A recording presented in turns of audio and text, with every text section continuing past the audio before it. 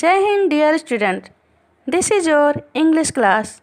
Today I am going to start word meaning and take the correct answer of Unit 1 Neha's alarm clock. Let's start word meaning.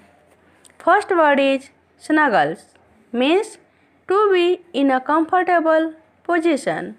Second word is mutters, means say something in a very low voice. Third word is window sill, means the bottom part of the window. Fourth word is relax, means free from tension. Now let's move on, take the correct answer.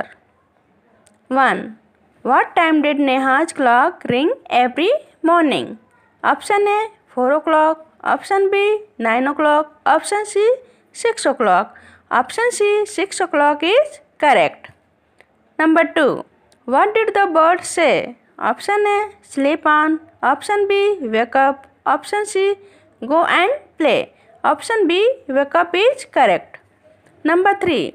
What is inside you that makes you get up at the same time every day? Option A our body clock, option B our eyes, option C our feet. Option A our body clock is correct. Thank you. Have a good day.